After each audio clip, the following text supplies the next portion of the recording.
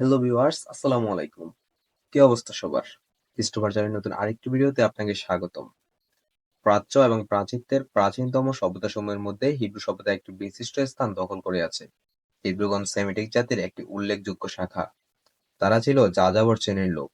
আরব দেশ থেকে প্রথমে তারা ফিলিস্তাইন গমন করেন এবং তাদের আদিপুরুষ হযরত ইব্রাহিম আলাইহিসসালামের নেতৃত্বে মেসোপটেমিয়ায় বসতি স্থাপন করেন। পরবর্তীতে সিরিয়া ও ফিলিস্তাইনে তাদের একচ্ছত্র কর্তৃত্ব প্রতিষ্ঠিত হয়। কালক্রমে তারা ফিনিসীয়, আরামীয় ও হিব্রু এ তিন ভাগে বিভক্ত হয়। ইসলাম ধর্মের প্রবর্তনের প্রাক্কালে সানাসিয়া ও বাইজেন্টাইন সাম্রাজ্য মধ্যপ্রাচ্য ও নিকট প্রাচ্যে খুব শক্তিশালী হয়ে উঠেছিল।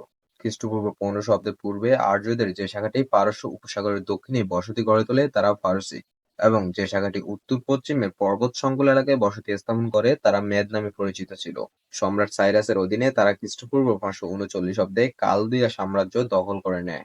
এশিয়া মাইনরের লিডিয়া অধিকার করে সাইরাস আরও শক্তিশালী হয়ে ওঠেন।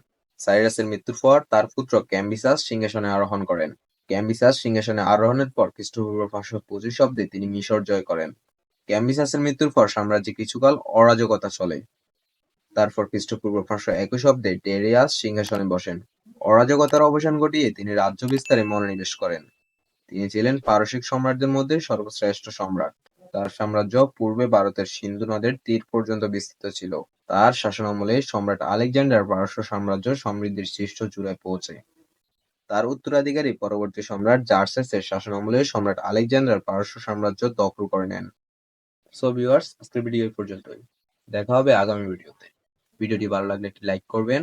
আপনি যদি আমাদের চ্যানেলে নতুন হয়ে থাকেন তাহলে আমাদের এই হিস্ট্রি ভার্সাস চ্যানেলটিকে সাবস্ক্রাইব করে যাবেন। অলরেডি যদি সাবস্ক্রাইব করে থাকেন তাহলে থ্যাংক ইউ সো মাচ।